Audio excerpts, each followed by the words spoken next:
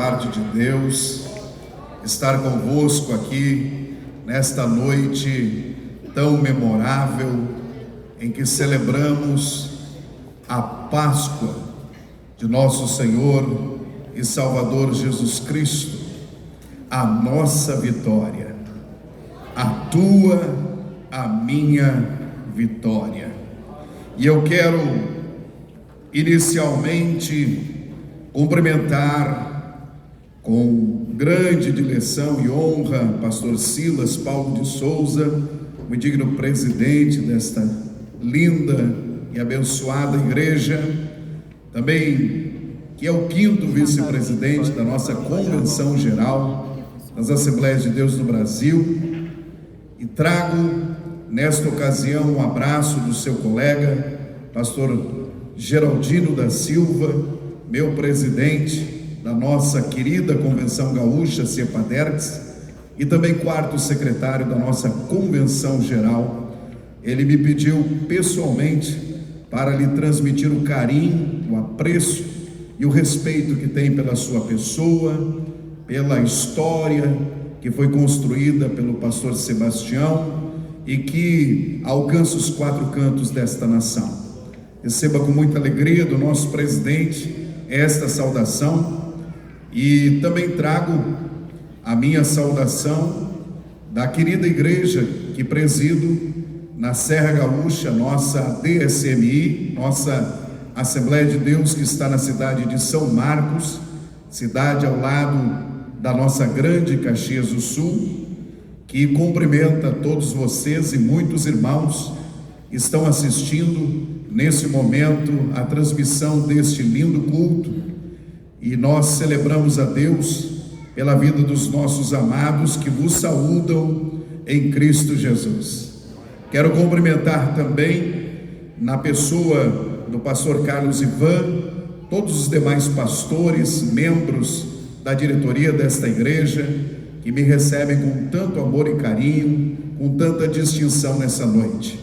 Também quero cumprimentar, não está presente ainda, pastor José Soares, que é o responsável por encaminhar o convite para que estivéssemos ministrando neste final de semana no acampamento Preparados do Caialfa, este trabalho que também acreditamos ser uma ferramenta poderosa de Deus para a evangelização nas universidades e na escola ou nas escolas de todo o nosso país. Quero cumprimentar meu amigo, amado pastor Emerson Leite, também líder do Caialfa Teens, que tem cuidado de mim como nenhum gaúcho poderia cuidar. E eu quero lhe agradecer por esse amor, por esse trato tão fino. Espero recebê-los e tratá-los da mesma forma que tenho recebido carinho e amor aqui nesta ocasião. E na pessoa dos nossos pastores gaúchos que aqui estão emprestados no Mato Grosso, quero cumprimentar todos os gaúchos que estão escondidos aí em algum lugar. Que lindo o trabalho desta orquestra. Eu me senti na velha Jerusalém, aonde vou há 25 anos, liderando trabalhos, já 36 vezes em Israel, e quando ouvi vocês tocando, parecia que eu estava na cidade velha, ali no castelo de Herodes, aonde são transmitidas as imagens nas paredes daquele castelo e são tocadas as músicas ou os hinos daquele evento, daquele momento. Me senti naquela noite em Jerusalém, em Páscoas que já participei lá. Que Deus use e abençoe vocês a cada dia, louvando a Deus também pelos corais que já adoraram o Senhor, de todos vocês que bendizeram o nome de nosso Senhor e Salvador Jesus Cristo. Mas sem delongas, porque a hora passa e passa rápido, eu gostaria de convidá-los, amados, a abrirmos a Bíblia Sagrada na primeira epístola de Pedro, por gentileza, no capítulo 1 e no versículo de número 3. Primeira epístola de Pedro, capítulo 1, versículo de número 3. Enquanto você abre as Sagradas Escrituras, também neste momento transmito um forte abraço, um calor à minha família que está nos assistindo neste momento.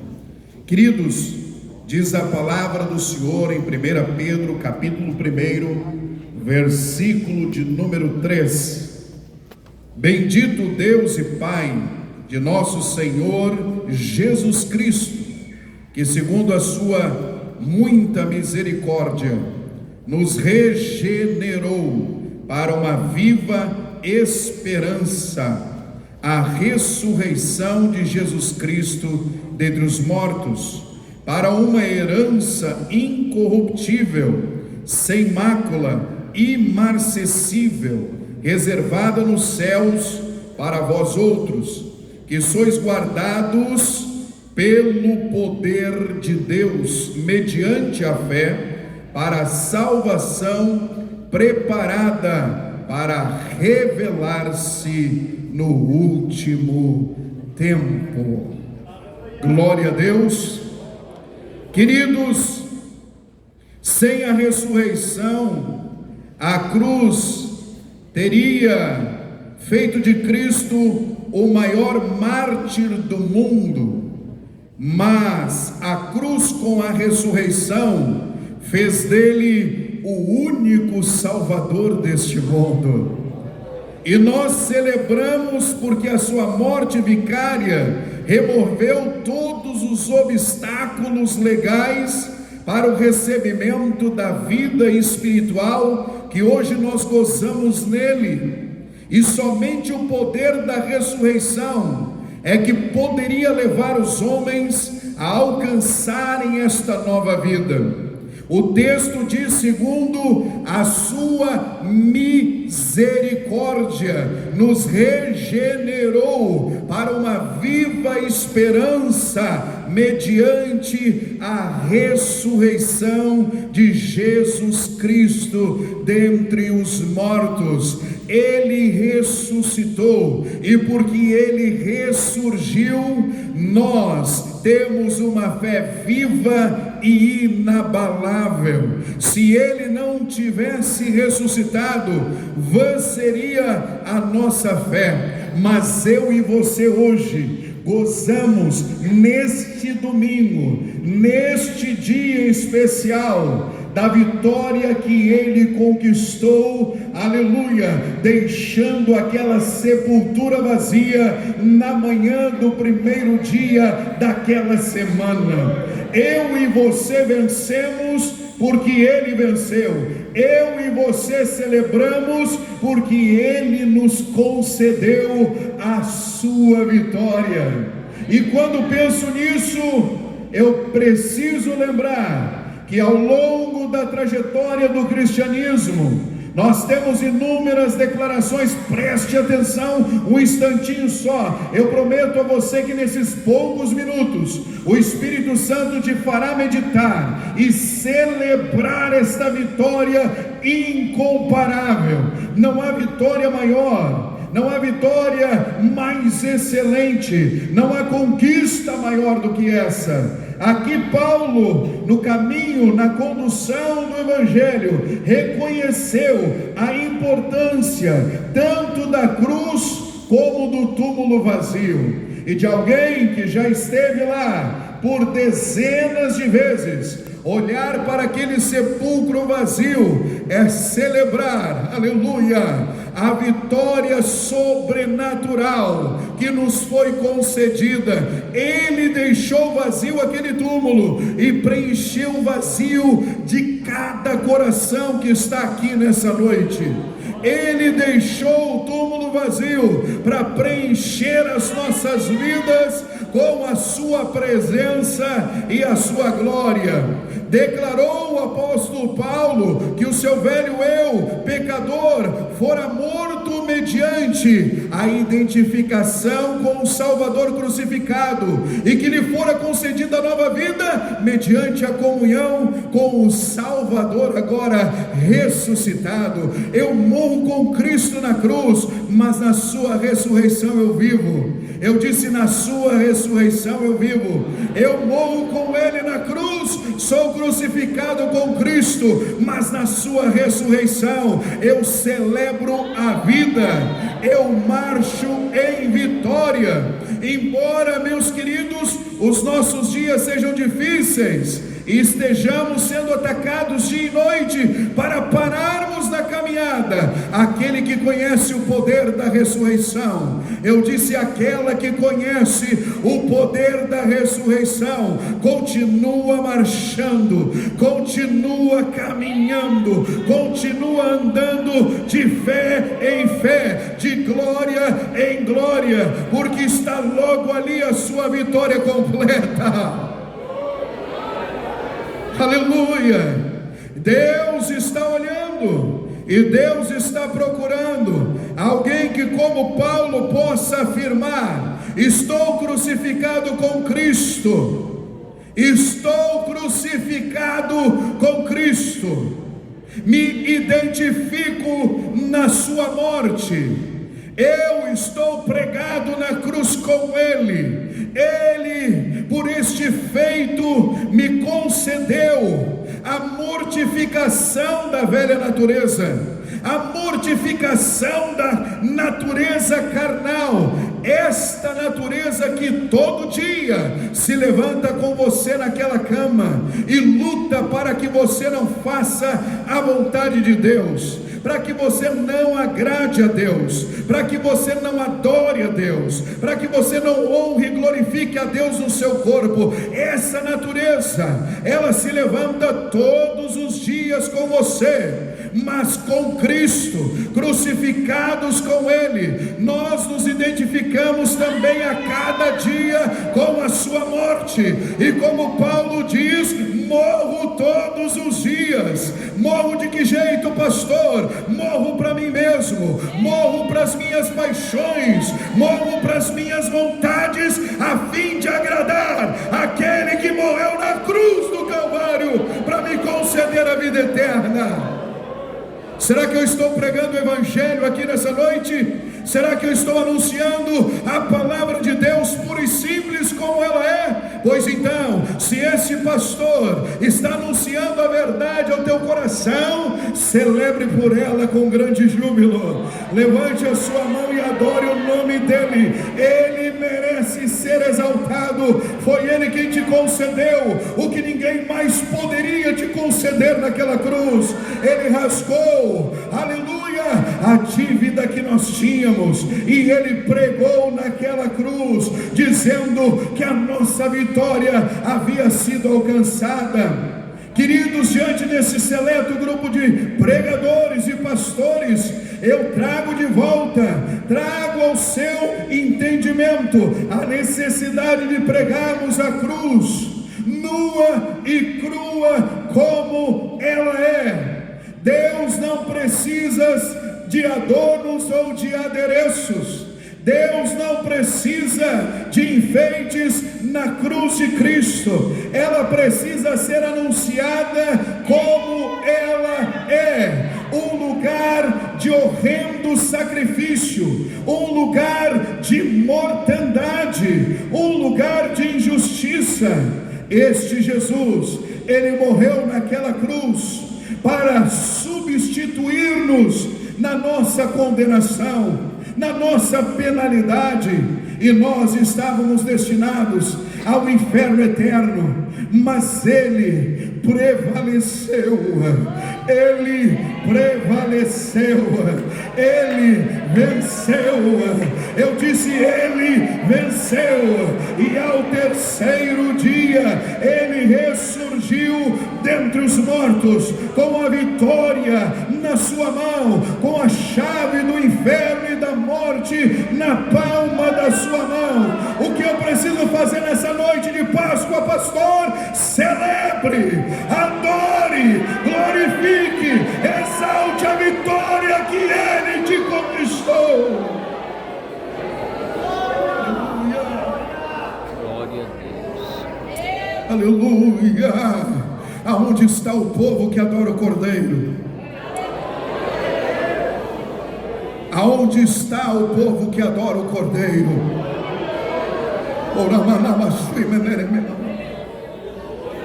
Esse cordeiro foi morto, esse cordeiro foi oferecido num altar horrendo de sacrifício. Desde o Antigo Testamento, na ordenança do Senhor dos sacrifícios de animais, disse ele ao povo de Israel: sem adereços, sem postes ídolos, sem aceras, sem astarotes, o povo de Israel, para amenizar o horror daqueles sacrifícios, construíam postes ídolos em torno do altar, edificavam bosques em torno do altar, levantavam as chamadas azeras em torno do altar. E Deus disse: limpem, removam tudo o que vocês colocaram diante do altar. O sacrifício precisa ser visto à distância, o cheiro do sangue precisa ser sentido à distância.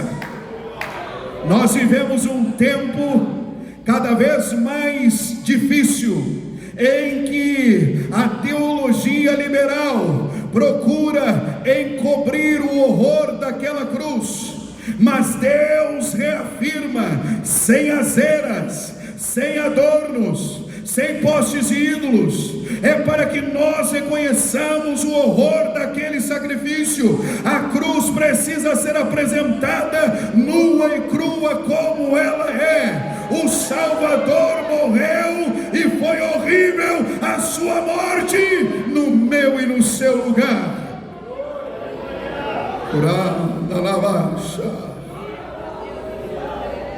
Mas hoje há uma insistência cada vez maior, por causa do retorno do hedonismo, por causa do retorno do antropocentrismo, colocando o ser humano no centro de tudo. Deixa eu dizer para você nessa noite, nas escrituras sagradas, na revelação plena da palavra de Deus, só tem um que ocupa o lugar do centro de todas as coisas, e o seu nome é Jesus Cristo de Nazaré. Aleluia! Ele é o centro da vontade de Deus, ele é o centro da palavra de Deus, e a sua cruz é o símbolo central da vitória que ele nos conquistou, da vitória que ele nos alcançou. Você e eu não podemos esquecer. A cruz, ela continua sendo o mais horrível de todos os sacrifícios apresentados sobre a face da terra, e nela estava pregado o Filho do Deus vivo, aquele que te amou primeiro, aquele que deu a sua vida em teu lugar. E será que alguém, ainda em pleno século 21, em um ano como 2024, vai dizer: estou crucificado com Cristo? Eu, como pastor, me identifico na sua morte. Eu, como servo de Deus, me identifico com o seu sacrifício naquele madeiro. A pergunta é clara e objetiva: será que morremos todos os dias para a nossa própria vontade, a fim de agradar aquele que nos chamou para esta tão gloriosa salvação? O desafio é diário, e a igreja está sendo atacada, e a nossa proteção está no sangue vertido naquela cruz. Oh, aleluia! Se você não estiver debaixo do sangue do Cordeiro, se você não estiver protegido pelos muros de sangue de nosso Senhor e Salvador Jesus Cristo, você não está se identificando com o ato realizado naquele madeiro. Oh, aleluia! Porque é este sangue que nos protege, é este sangue que nos purifica, é este sangue, aleluia, que nos guarda. que nos sustenta.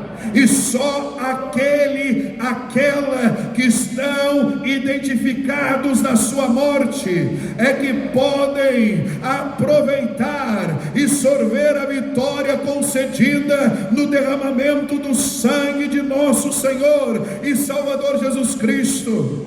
É preciso dizer, mas é preciso viver a declaração mais poderosa que a cruz nos concedeu: há poder no sangue de Jesus Cristo. Há poder no sangue de Jesus Cristo. Oh, há poder no sangue do Cordeiro de Deus que tira o pecado deste mundo. Nós precisamos viver isso. Hoje mais do que nunca, hoje mais do que nunca. Será que alguém entre nós pode anunciar: já não vivo mais eu, mas é Cristo quem vive em mim? Oh, aleluia! Em passando o tempo, em tardando a sua vinda, segundo alguns que pensam, muitos poucos são aqueles que hoje podem estufar o peito e com toda a força da sua alma conseguem declarar: já não sou eu quem vive, mas é Cristo quem vive em mim. Porque o verdadeiro cristianismo se consiste em não vivermos mais a nossa vida, mas a vida dele. Eu disse a vida dele. Nós, quando aceitamos, escolhemos deixar de viver a nossa vida para viver a vida do outro, para viver a vida dele, para viver a vida de Cristo em nós mesmos. Mas que luta é esta, pastor? Que batalha é esta?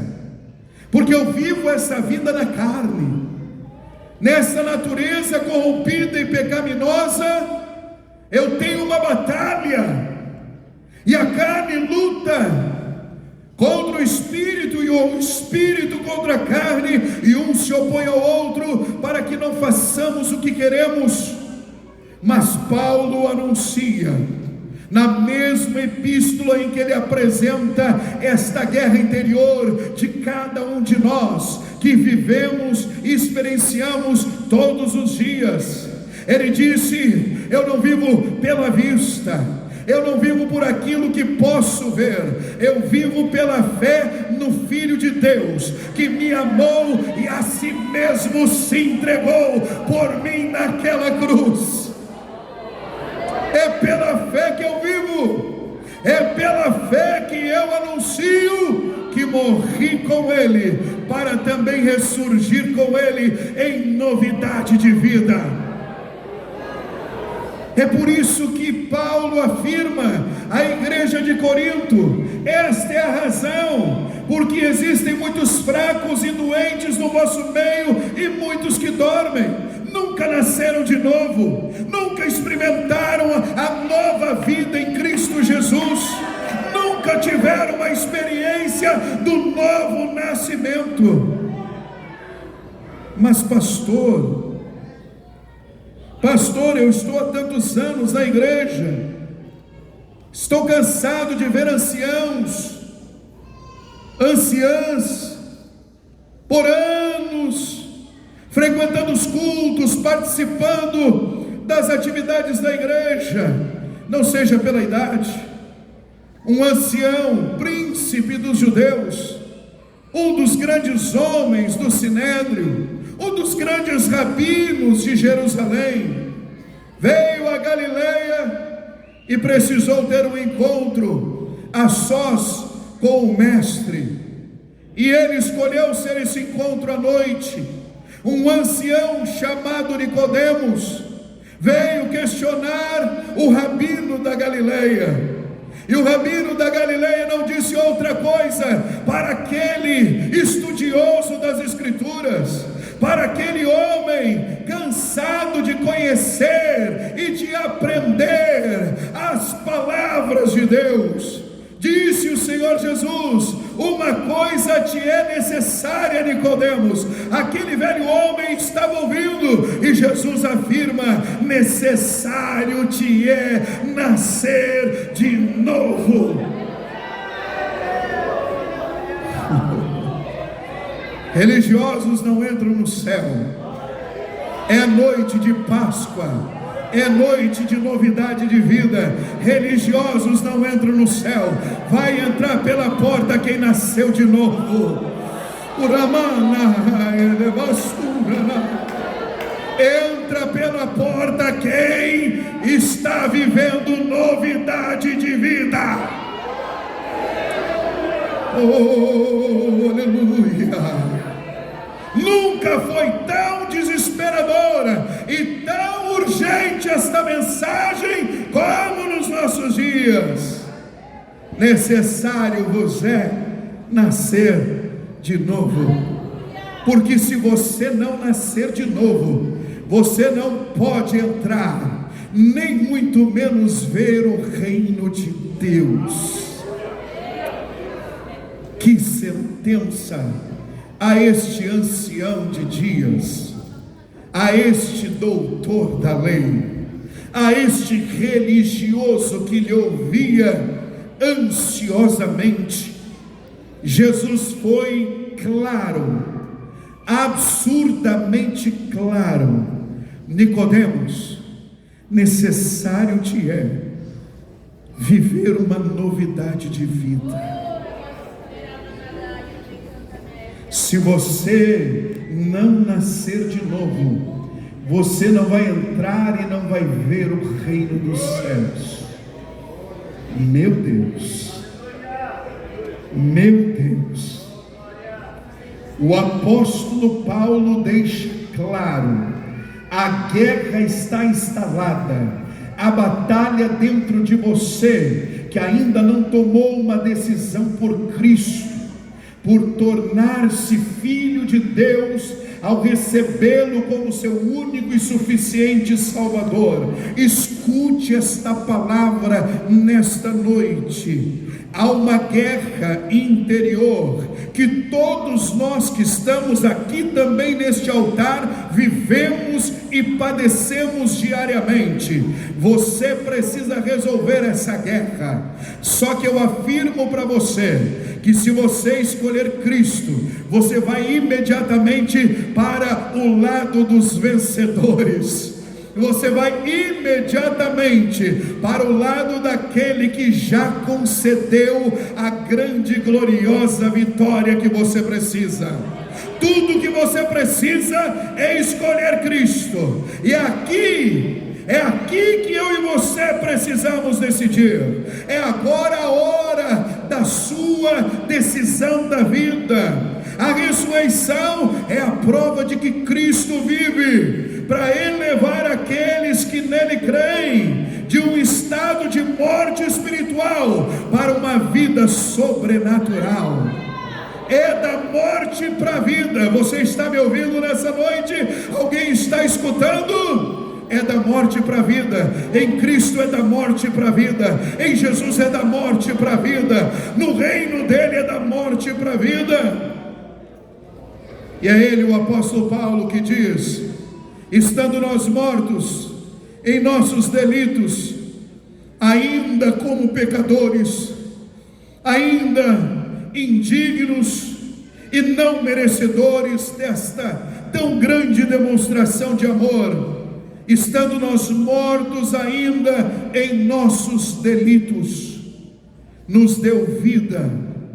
Oh, aleluia! Você deveria celebrar, você deveria rasgar esse teto nesta noite mais memorável da história de nossas vidas, da história da igreja, da história do cristianismo. Oh, aleluia! Estando você ainda morto, foi o que Paulo disse, ele te deu vida, ele te deu vida, sem merecer, sem ser digno em absolutamente momento algum. Ele, Deus, te deu vida juntamente com Cristo, e é pela graça que você é salvo juntamente com Ele. Ele te ressuscitou dentre os mortos. Eu disse: você estava morto, você estava morta, e se você vive agora, é porque Ele com você ressuscitou dentre os mortos e nos fez assentar em lugares celestiais em Cristo Jesus. Ah, que vitória! Eu disse: ah, que vitória! Eu disse: que vitória para você e eu celebrarmos o poder de Cristo que nos ressuscita da morte espiritual para a vida eterna. Não está limitado apenas à salvação. Você sabia disso? Nós fomos salvos, mas no caminho da salvação, no caminho da santificação, as bênçãos nos seguirão e serão abundantes. E serão abundantes. Eu disse: as bênçãos oriundas da salvação nos seguirão. Eu não tenho uma vida